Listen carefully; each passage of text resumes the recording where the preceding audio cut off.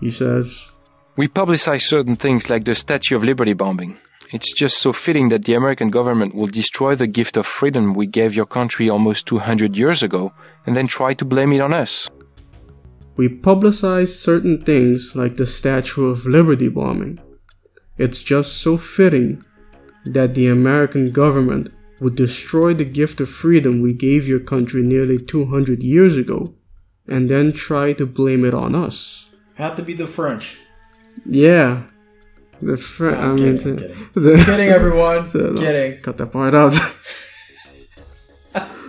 But yeah, the Silhouette Group and the NSF, remember them? Mm-hmm. In the States, you know, they're allied. But then, ever since the beginning of the game, you start on Liberty Island. The statue's already been bombed, and you hear everyone say, like, the accepted story is that the NSF were the ones that see for the Statue of Liberty. But even in the first mission, if you talk to that guy Harley Philbin, right, he says that he thinks the government blew up the Statue of Liberty as an excuse for them to turn against the NSF and call them terrorists. So, yeah, but the terrorists or the terrorists? Well, who are they calling the terrorists? Exactly.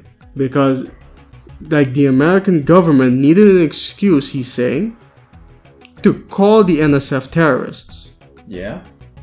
But from Harley's point of view, so not everyone is accepting the story that's being fed to them by the establishment, is that the NSF are not terrorists. Not really. But then, how do you define terrorism? Well, I mean, I gave it the definition last time, at least what I think is. Yeah, we went through it. I can use that. It still stands. I don't know how I came up with that quote. I guess I must have had some deep moment of clarity or something that I was like, yeah, that's it. Yeah, it was also later in the day. Yeah, it was late at night when you first asked me. Yeah, I remember that too. But that I didn't record. Didn't you wish you just carried around? Yeah, on the recorder, yes, all the time. All the time I wish I just carried around the recorder. But then still, I think about this happening in real life. How many things do you... I mean, it's entirely plausible that the administration, the establishment, would, and we know they have before, make things up. Yeah. So they can get an excuse to do things like go to war. I mean, Bush made up the whole thing about weapons of mass destruction just so he can get people killed and steal oil. I don't know how much of it he made up, though. I mean, it could have been that he made it up. It could have been that somebody in his administration convinced him. Yeah, most people say it was Cheney. That doesn't surprise me. That's why they call him Darth Cheney.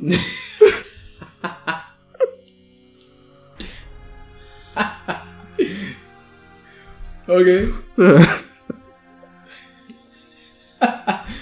Wow. And I feel pretty safe saying that because, I mean, when Bush was leaving office, his approval ratings were, I mean, in the toilet. I don't think there's anybody in my audience who's going to be like, he's shitting on Bush.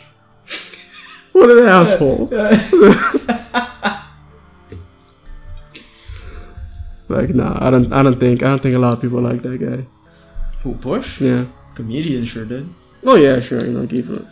I don't know. I think honestly, I'm still not that much into politics. Really, it's just that it's kind of difficult to avoid now. Yeah, no, can't throw a rock without hitting some sort of political commentary.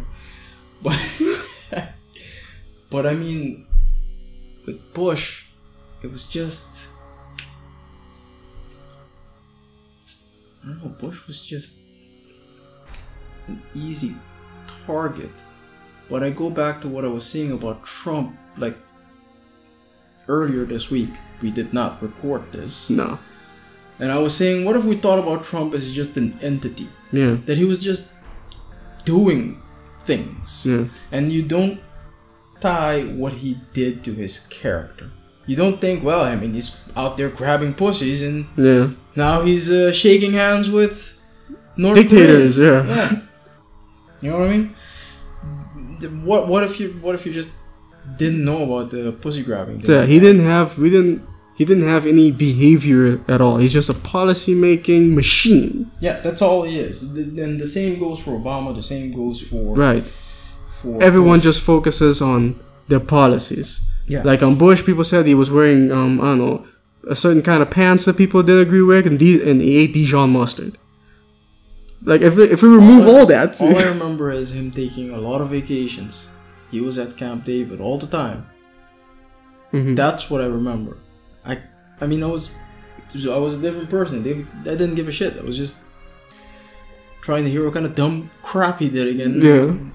Laugh in hysteria when he gets thrown with shoes in Iran and shit. Yeah, Bush. That was hilarious. That was, man. I mean, I remember someone made the whole thing. They made Fallout 3 was out at the time. They made a whole parody where it's like in the VAT system and the guy's aiming for Bush's head. Throws the shoe at him. That was funny.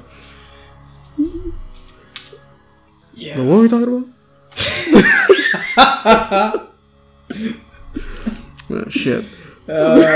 Yes, everyone. That's how you know it's a really good podcast. Yeah, no. God damn it. Can't keep track of shit. Mm-hmm. What was the question? Yeah, destroy the gift of freedom we gave the country 20 years ago. Oh, basically, governments, they want something. They're trying to, protect some sort of interest. So they make something up to give themselves an excuse to, do what they want to do. Go to war. Of course. Or demonize a certain group of people that aren't going to vote for them or don't agree with them. Like the hippies. They're like, let's make marijuana illegal.